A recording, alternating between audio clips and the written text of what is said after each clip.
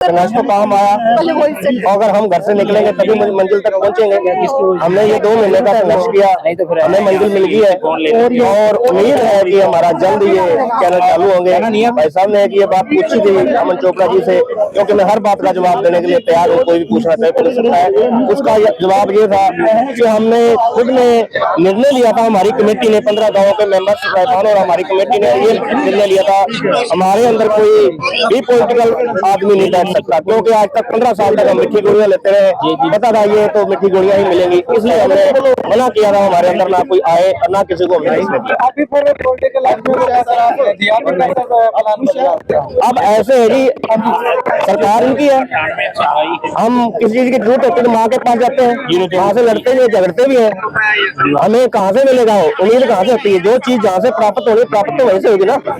सरकार मौके भी बीजेपी की है तो बीजेपी के सीएम साहब से हमारी मीटिंग हुई, सीएम साहब कहेंगे ना आज के टाइम पे हमने धरना पोस्टपोन किया है।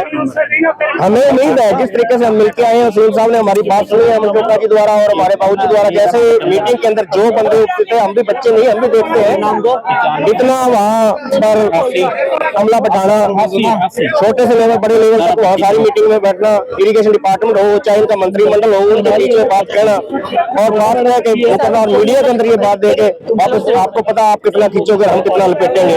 ये मत सोचिए कि हम आसानी से बैठ जाएंगे, अगर काम हो गया तो ठीक है, नहीं तो दोबारा हम इससे भी 4 गुना ज्यादा हम बैठेंगे।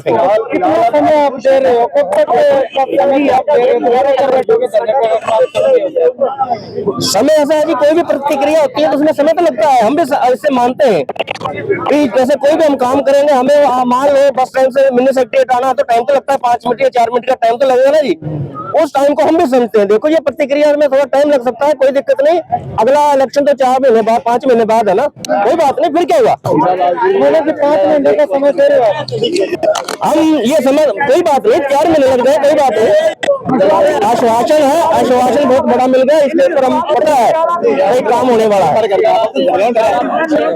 सारी मेरी कमेटी 15 गाँव के लोग खुश हैं कि ये काम बनेगा, होकर रहेगा जिस हिसाब से उन्होंने कहा है, तो हमें विश्वास है और विश्वास पर दुनिया जीती है। हीरालाल जी, आपने कुछ दिन पहले आपने ऐलान किया था कि बीजेपी का है जो बहिष्कार करेंगे ये 15 गांव, आप उस निर्णय पर अब आपका क्या कहना है? हाँ, ये सुनिए, आप बड़े गौर से सुनिए और सभी ध्यान में नोटिस में सबके देना चाहता हूँ।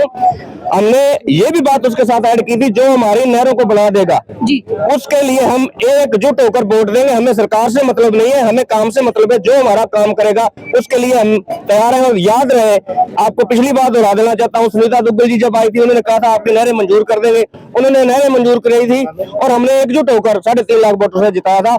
हमें सरकार से नहीं मतलब, हमें काम से मतलब। 15 गांव हम उजड़ने के ऊपर है, हमारे बच्चे नस्लें सब खत्म होने वाली है, हमें जो देगा हम उसके लिए 24 घंटे तत्पर तैयार रहेंगे। जैसे मैं उदाहरण देता हूँ, हमारे चौधरी देवीलाल जी ने ऑटोवीर बनाया है, क्या हमारी जमीन नहीं जागते जब उन्होंने बनाया, जब उनका पानी जिसको लगता होगा, क्या सारी उम्र, मैं तो कहता हूँ सारी उम्र तक उनको कोई भूल नहीं सकता। अगर हमारे ये 2-3 ब्लडी चैनल बन जाते हैं तो हम इनको नहीं भूल पाएंगे, हमारे आने वाले बच्चे शायद कुछ हो, हम हमारी गारंटी दे सकते हैं अगर ये बनते हैं तो। अगर नहीं बनते तो यहाँ चेतावनी है, अगर नहीं बनते तो हम ये तो कुछ भी नहीं है हमारे साथ। आपको सब मीडिया को पता है कि 15 गांव हमारे साथ जोड़ रहे थे, लेकिन हमने जुड़ने नहीं दिया, क्योंकि हमारा एक ही मांग थी, खरीफ चैनल, और ये खरीफ चैनल चाहिए, हमें कोई राजनीति नहीं करनी, हमें कोई इधर उधर की कुछ नहीं चाहिए। अगर नहीं बनता है तो 15 छोड़ो, अगली बार तो 30 बैठे हुए यहाँ पे जी, ये टेंशन मत लो। बिल्कुल निश्चित रूप से पिछले 2 महीने से हमारे साथी, हमारे सभी बुजुर्ग, हमारे भाई, किसान आंदोलन पिछले 2 महीने से यहाँ पर चल रहा था। निश्चित रूप से हम भी इनके संघर्ष के साथ लगातार इनके लिए कार्य कर रहे थे। हमारा मन और आत्मा इन्हीं के यहाँ पर थी, चाहे हमारा तन कहीं और हो, मगर हमारी सोच एक ही थी कि निश्चित रूप से इस धरने की समाप्ति होनी चाहिए और इनका जो काम है, दिगतानिया खरीफ चैनल 1 और 2, बम्बूर सलारपुर खरीफ चैनल, इसका 100% जो माननीय मुख्यमंत्री मनोहर लाल जी की घोषणा 2019 में थी, जिसके लिए उन्होंने राशि भी जारी कर दी थी, वो किन्हीं तकनीकी कारणों से रुकी हुई थी वो निश्चित रूप से सफल होनी चाहिए थी। और अब वर्तमान हमारे माननीय मुख्यमंत्री नायब सैनी जी ने 2 दिन पहले सेक्रेटरीट के मुख्यमंत्री आवास पर चीफ सेक्रेटरी खुल्लर जी को बुलाकर और स्वयं उनकी अध्यक्षता में वो बैठक हुई और उसमें जो यथावत संभव उसमें उन्होंने आदेश देने थे वो आदेश दिए और जो रुकावटें थी इसकी उनको दूर किया। खरीफ चैनल का काम चुनाव आचार संहिता खत्म होने के बाद होगा। उसके अंदर अभी आप सभी के सामने भी बताया कि जो भी टेक्निकल्स की 1-2 बातें हैं वो खत्म होते ही निश्चित रूप से वो धरातल पर शुरू होगा। और वैसे भी आप सबके संज्ञान में करा दूं क्योंकि यह घोषणा पहले की है और पहले की घोषणा के अंदर जो भी कार्य हो उसमें चुनाव आचार संहिता नहीं आती। तो जी अगर बात करें तो 2 महीने तक लगातार धरना चला, तो अभी आपने कहा कि मन यही था तन कहीं और था, तो तन को यहाँ पे आते आते 2 महीने कैसे लगे? तन बिल्कुल तन भी यही था। आपके साथ प्रधान जी खड़े हैं, मेरे से बेहतर मैं कोई बात कहूं इसका जवाब ये देंगे आपको कि हम लोग यहाँ पर क्यों नहीं आए, किस लिए नहीं आए, क्योंकि इनका भी आग्रह था कि कोई भी राजनीतिक दल यहाँ पर मत आए। बाकी आपको मेरे से भी ज्यादा अच्छा प्रधान खुद हीरालाल जी बताएंगे कि हम यहाँ क्यों नहीं आए।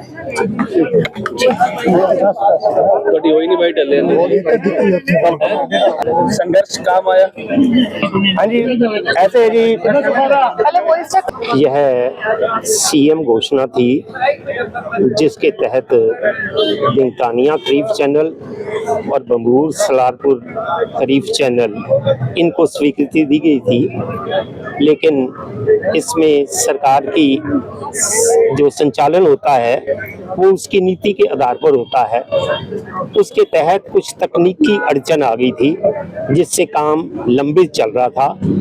अब यहाँ की जो संघर्ष समिति बनी हुई है और भाजपा के कार्यकर्ताओं के प्रयास से माननीय सीएम साहब के नेतृत्व में उनकी अध्यक्षता में संपन्न हुई एक बैठक में अभी परसों इस पे पूरा विचार करने के उपरांत उसका समाधान मिल गया है। और उस बैठक में बहुत उच्च स्तरीय बैठक थी जिसमें चीफ पीएससीएम श्री राजेश खुल्लर जी स्वयं उपस्थित थे। उन्होंने भी इसमें अपनी रुचि और चिंता प्रकट करते हुए इसका समाधान करवाया है। तो अब मुझे आशा है कि निकट भविष्य में इसका काम जो है वो सुचारू रूप से चल के और संपन्न हो जाएगा, जिससे लगभग 15 गांवों को इसका बेनिफिट मिलने वाला है। यह क्षेत्र ऐसा है कि जहां पर पानी की बहुत किल्लत है और इनके लिए ये एक नेसेसिटी थी और वो आवश्यकता इस नाते से पूरी हो रही है। ये बड़ी संतोष और सुखद बात है। अब किसान क्या धरना समाप्त कर चुके हैं? हाँ, आज सभी हम लोग यहाँ पर आए थे और किसानों ने सभी से सहमति प्रकट करते हुए अपने धरने को समाप्त करने की घोषणा की है। यह भी अपने आप में बहुत अच्छी अचीवमेंट है। माइनर का निर्माण चुनाव के बाद होगा? हाँ, अब तो क्योंकि आचार संहिता है चुनाव की, तो उसमें किसी प्रकार की कोई ऐसी विकास पर योजना आगे नहीं बढ़ सकती। लेकिन जैसे ही ये कोड ऑफ कंडक्ट खत्म होगा तो उसके तुरंत पश्चात इसका कार्य प्रारंभ होने की